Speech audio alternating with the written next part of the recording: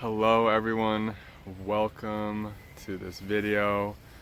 I am here in this beautiful rainforest park here in Berlin. Berlin is just such a beautiful city. I feel just honored and blessed to be here and to be experiencing everything, all the healing qualities that Berlin has to offer for me right now. I feel like there's such a depth of energy for me to explore here. And I've really just feel so blessed to be here. And I really just want to say thank you so much to everyone who has supported this journey through your donations or booking a session with me. It's made this journey so much just easier, smoother. It just felt so divinely supported, and I can't tell you guys enough how much I appreciate every single one of you. Even if you're just watching this video, thank you. I just feel honored to be here with you. So the last time I was sharing with you guys on a daily basis, some of you may know, probably a lot of you don't, I was doing my 100-day self-connection experiment where I meditate every day for 2 hours, and then I would share my experiences with you guys. And I got to day 91, and on that day I was trying to learn how to do a handstand. And just some silly accident, I ended up kind of trying to learn how to roll out of a handstand, but I just rolled right directly on the back of my head and neck. And in the moment, it hurt really bad. It sucked, of course. But in the moment, it didn't feel so impactful. It didn't feel like it was a huge physical injury or anything like that. And so I kept trying to shoot the videos every day. I kept showing up to do it, but I just kept getting worse and worse and worse. Like, I kept just sliding into a darker and darker state. My energy was gone. I became severely depressed, and this is especially for that first month or two right after the fall. And I was so confused, like, what was happening? My human was like, I'm just trying to meditate every day and to serve you, God. Like, why are you bringing all this pain and this darkness and this depression and this trauma into my life? I felt like for a while, what have I done wrong? Did I fuck up the law of attraction? Like, was my frequency not high enough? I was really trying to understand what had happened. And at first I was kind of looking to myself like, what did I do to cause this? And so it was really hard for me to keep sharing what I was going through, because first of all, to be honest, I just had no energy. All the energy, the life force energy I had was going towards healing. And I've touched on this a little bit in a previous video, but the physical injury, I feel the further away I've gotten from it, was just a catalyst and a doorway for so much else to come up. And I know one of my great friends on here, Ellie, has hit on this, and she said it beautifully. Sometimes a physical injury, or even like a breakup or something traumatic, actually happens so that you can heal something deeper. It actually is a gift in this way, because it allows you to really heal something deep within you that otherwise may not have been able to come up to the surface. So yeah, I felt like when I fell, it really was like a doorway, an opening for so much trauma to oh, here's our chance to come up to be felt. Like an emptying out,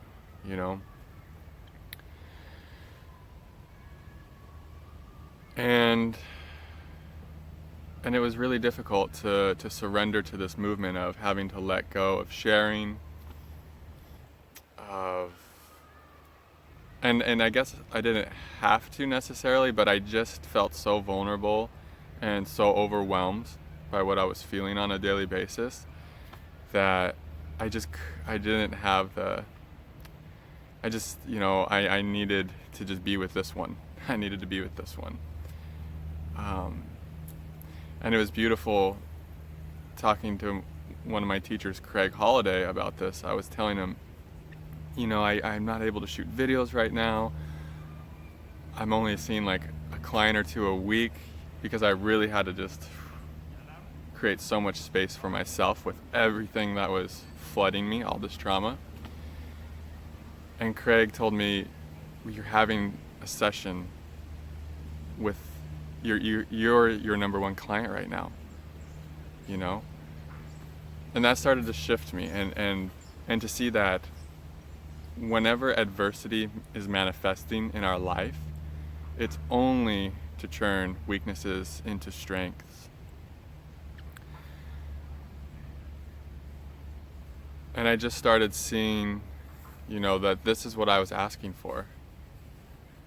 That this is the healing that I had been wanting to do. It's almost like the 2-hour meditations created enough space within me to finally let up all of this really huge trauma.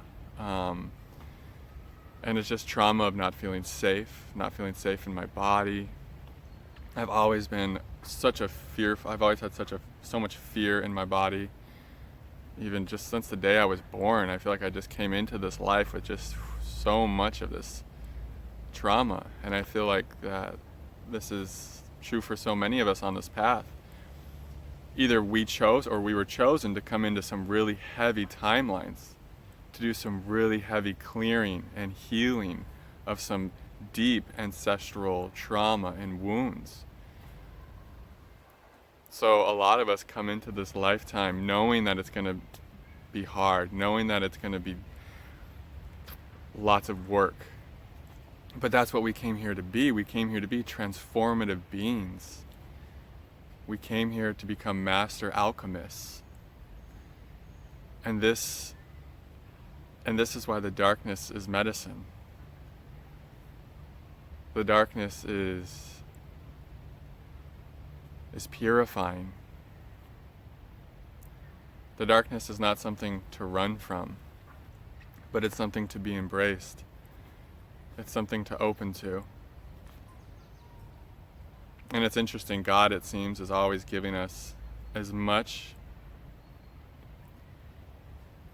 work as we can handle, as much work as we have space for.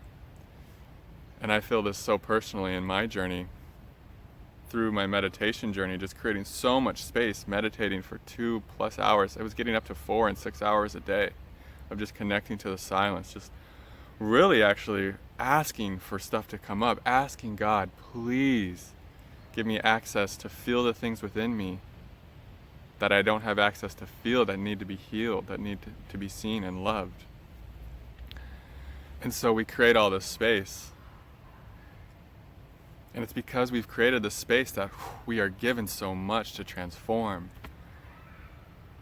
And the ego doesn't like to hear this, because the ego just wants to create a life where it feels what it wants to feel and avoids feeling what it doesn't want to feel, right? But the true life of a bodhisattva, of a transformative being, is life of service, is life of non-judgment to anything, of being open to transforming and alchemizing and bringing the darkness home to the light and seeing it all as God and that it's all worthy of love. And you start surrendering your personal and egoic will of just wanting to feel good all the time. And you realize that this life, especially right now, is about something so much greater.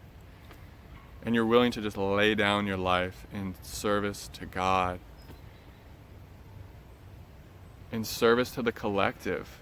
So many times, even in these last 4 or 5 months, especially in these last 4 or 5 months, I've felt like sometimes what's coming through me to be transformed, what's coming up within me to be seen and loved, has such an impersonal nature, especially lots of the terror that I've felt. Even some periods where I've had so much terror come up, and I've known it's not mine. But I also know I'm becoming a master at working through and alchemizing terror. So God sometimes will give us something that maybe isn't personally ours. But then what's ours and what's the collective starts, that separation, it starts dissolving. And you see that what's yours is the collective's. And what the collective's pain is also yours. And there's no separation at all. And that's why the greatest gift you can give anyone, your child, your family, your friends, your city, your country, the world, the greatest gift you can give anyone is to heal what is hurt within you, is to love what is dark and heavy within you. And as you start doing that more and more, as you start surrendering your egoic will, as you start just creating the space for life, then life starts bringing you more energies, more darkness to alchemize. And my teacher, Craig, one of my teachers, he said it so beautifully when I was in a session with him about this concept of, Craig, I was doing everything right. Why do I feel like hell? I was following my heart. I was serving God. Like, what's going on here? And what he told me is awakening and unconditional love is truly one movement. And unconditional love is falling in love with everything, even falling in love with your pain, falling in love with the darkness, not even just your darkness, but the collective's. And unconditional love really asks us and demands us to let go of orienting with egoic mind. The egoic mind that tells us when I'm feeling good, I'm doing it right, and when I'm feeling bad, I'm doing it wrong. And I know that's been programmed into every cells of our bodies and our DNA and our nervous system. But we're here to rewire this, to rewrite this, to evolve beyond this, to evolve beyond pleasure and pain. We're here to let go of orienting with egoic mind and to orient deeply with awareness. The awareness from which all of the darkness comes from. The awareness that even allows for the healing journey in the first place. And when we take the backward step and orient with this awareness, when we really ground and root into it deeply, then our judgment of what we're feeling starts to dissolve. And we don't label feelings as good or bad anymore. Sure, we would prefer to feel certain feelings over other feelings. We stop seeing darkness as a negative thing.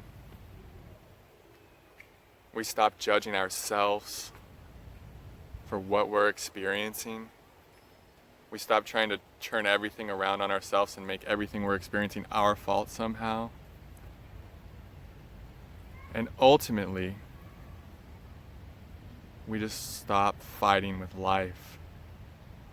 Awareness doesn't fight with life because it is life. You are life. We are all life. We are not the egoic mind, the egoic consciousness. That's programs, conditioning, social conditioning, karma. And this isn't to say to try to slice it away and to fight with it.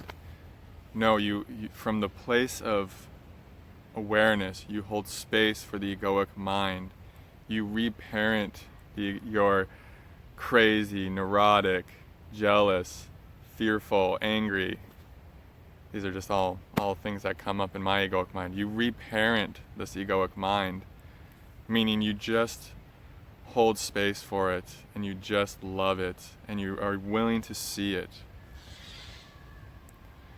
I get questions a lot about, Matt, these negative thoughts, they just feel so powerful and overwhelming. And I understand this. In these last 4 or 5 months, I've had many periods where I've just been overwhelmed by darkness, by negativity. But every time we're overwhelmed by these kind of thoughts, it's another opportunity to deepen even further into awareness. It's always an indication. These thoughts are always showing us how much we're still oriented and identified with the egoic mind.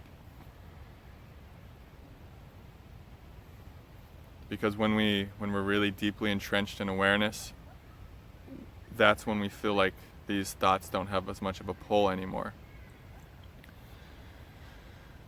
So anyways, there's so much more I want to share, but this video's getting longer. Yeah, it feels really good to be like, sharing from the heart. And thank God for this connection I have with Sarah, because it really helped me to start, it helped me to start feeling safe again to share, like to have someone there in the first few videos to hold space, as I ease back into this. Because this is the other part of this. As much as we don't want to listen to the trauma and identify with it, we do have to honor it and love it and hold it and ask it what it needs in every moment. And sometimes that requires just taking a long break from life and going inwards. And learning how to love yourself no matter what state you're in, no matter what life is bringing your way. So,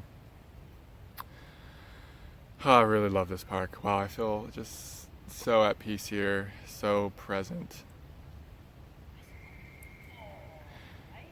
Yeah. I guess the last thing I'll share with you is, if some of you might be asking, well, Matt, how do we go from egoic mind, orienting with egoic mind, to deepening into awareness? And we can only point to this place, right?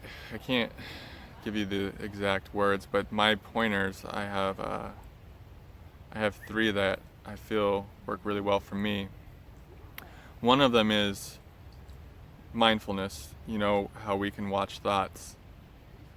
This place that can be aware of thoughts, right? This place where you can see your thoughts, where you know that your thoughts aren't who you are. Can you watch that place? Instead of sitting in this place that watches thoughts and sitting there and being mindful, which is beautiful, it's step 1. The next step is, okay, now can you put your focus, instead of on the thoughts, can you put your focus on the space that's watching the thoughts? And now your focus is here. You're like, oh, what is this? What is this awareness that can be aware of thoughts? Another way to say this is you're just churning awareness around on itself. And the last, maybe most direct way to say it is, there is this consciousness prior to thought. There's a consciousness, you can feel this in your being. If you just kind of open your being and you just sink into your being and just really land in your container